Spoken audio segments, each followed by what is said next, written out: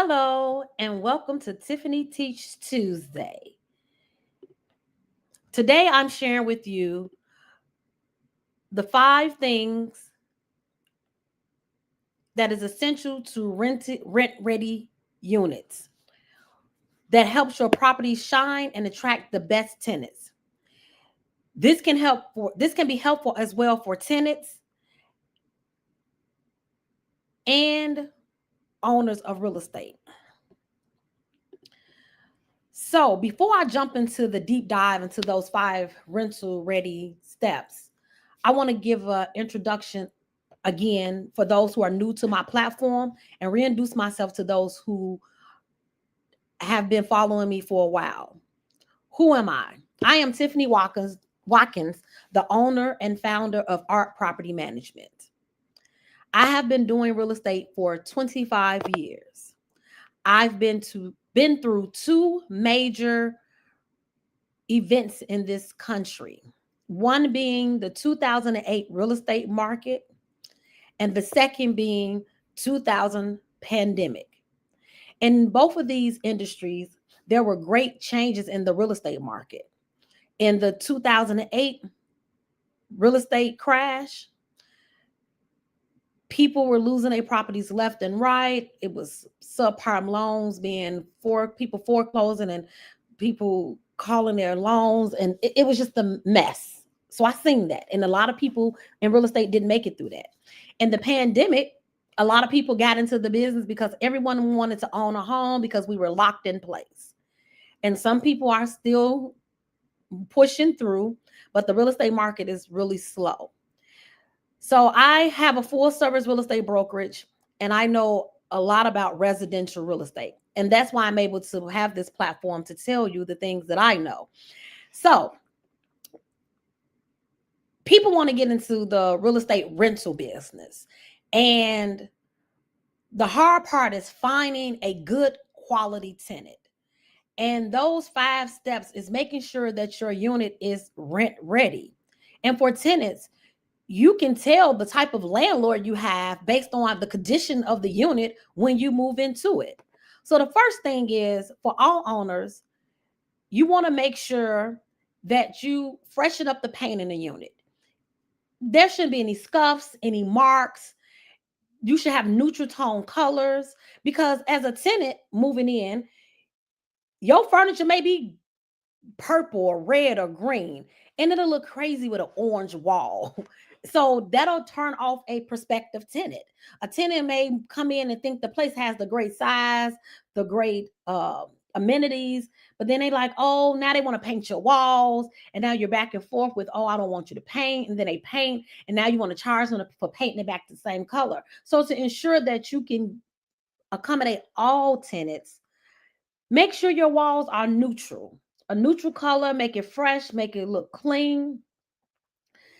Deep clean your units, clean the cabinets. Make sure there's no leftover residual from the last tenant. No one wants to move into a unit that look like somebody just lived there yesterday.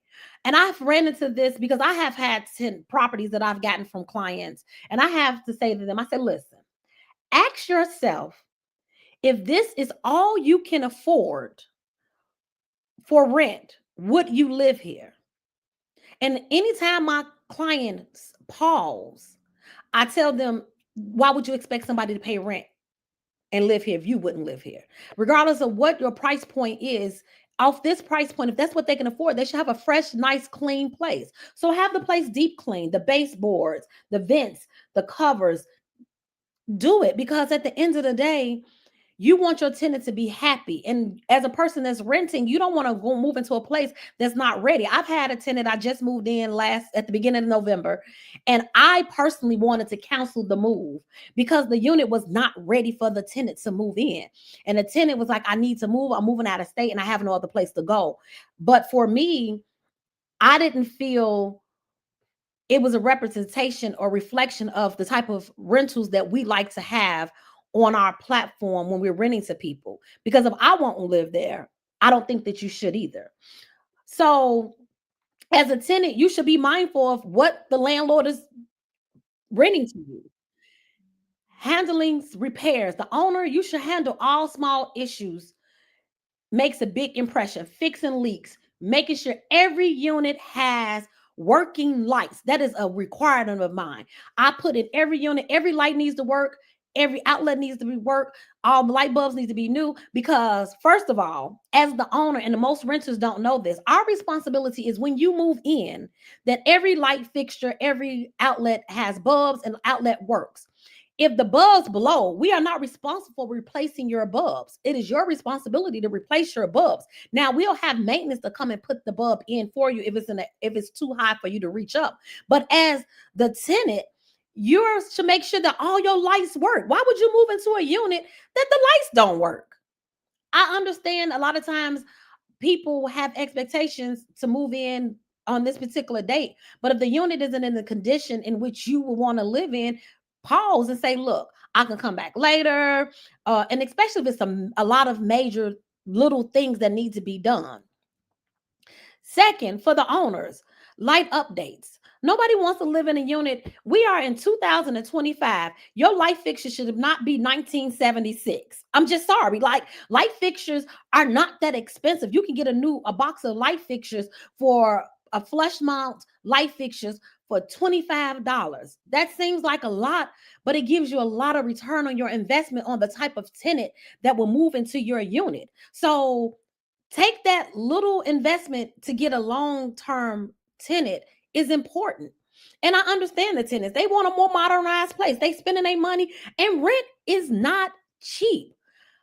Fortunately enough, in Chicago, we have the lowest rent rates compared to other metropolitan cities, but we have the highest property taxes. Little do our tenants know. They complain, oh, rent is high, rent is high. We have the highest minimum wage, as well as the highest property taxes and the lowest rents.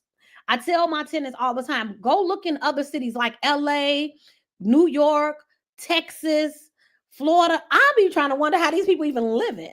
But even if they don't, even though we have the lowest rents, that doesn't still negate the fact that the landlord should make their place a little more modernized. And as for the owner, it's the added advantage for you, because the more you modernize the property, it also allows you to get a better quality tenant. In addition to that, it also increases your property value when you're time to either resell or get the place appraised. Now, this one here goes for rentals as well as sales.